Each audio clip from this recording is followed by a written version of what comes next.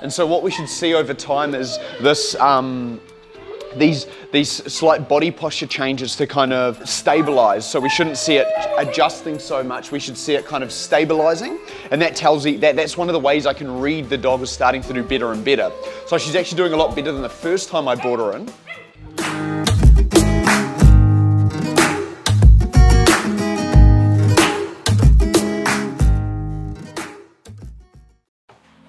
Cool, I'm just going to take Kira into where I hold all the dogs that are here for training.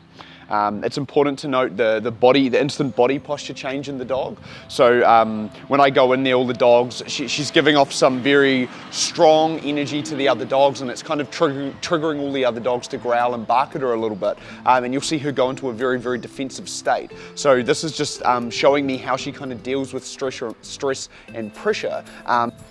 So this is something that I'm going to work with over the next kind of 3 or 4 weeks.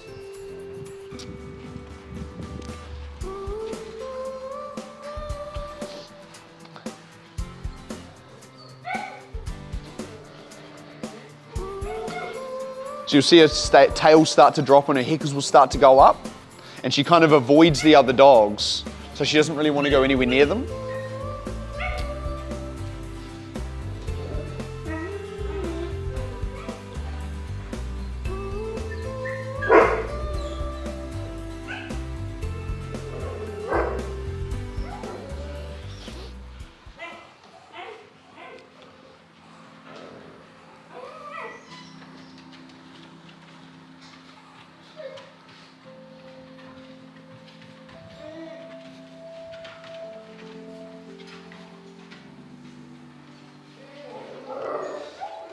And so what we should see over time is this, these slight body posture changes to kind of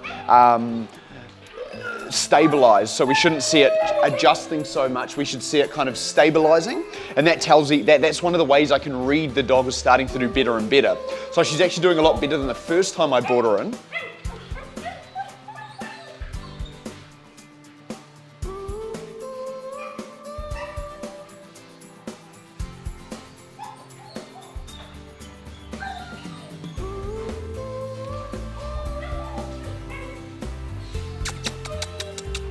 Come on.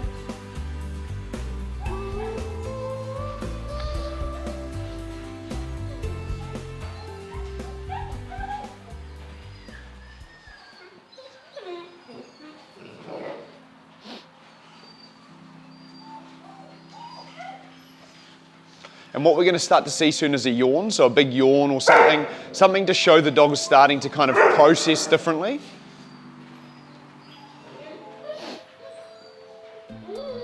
A lot more sniffing is good.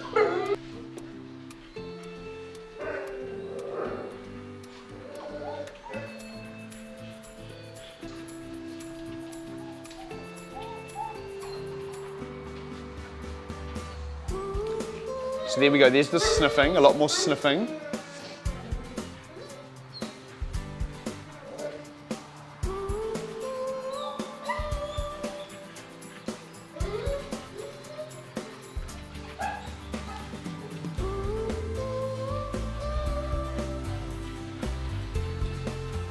And you can see she's a lot more forward now rather than being hesitant. So initially she was backing away quite quickly, heckles were going up. Now she's kind of coming forward, taking in a bit of information, having a bit of a sniff, and then moving off, and her body posture's not softening so much, so it's not freaking out. There we go, there it is. And then she processed, that's better. So some things you need to make sure you do if you see these signs in a dog is, say she starts to freak out a bit, or her body posture starts to change when you're greeting a dog. A couple of things. First, you don't want to pull up on the leash. So you don't want to apply leash tension and freak the dog out. So when the dog's pulling into the lead and you're pulling back, that creates friction, which is makes your dog more likely to react. 2, we don't want to give affection. So I don't want to, when she becomes uncertain, I don't want to try reassure her. So I don't want to be like, it's okay, no problem. Oh, it's okay, baby. That's actually going to make things worse. We're actually rewarding the dog for the uncertainty.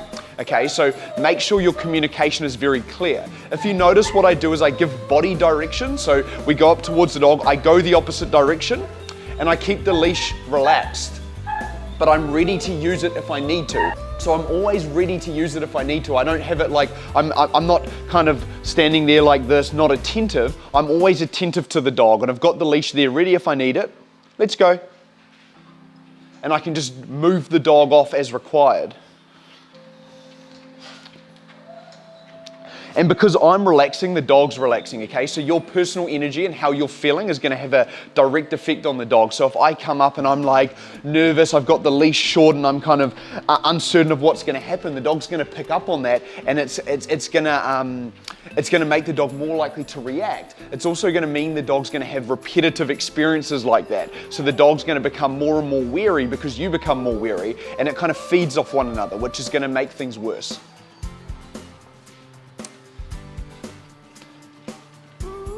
So we're going to start doing a little bit of leash training with some of the dogs and see how we get on. We'll see you in the next video.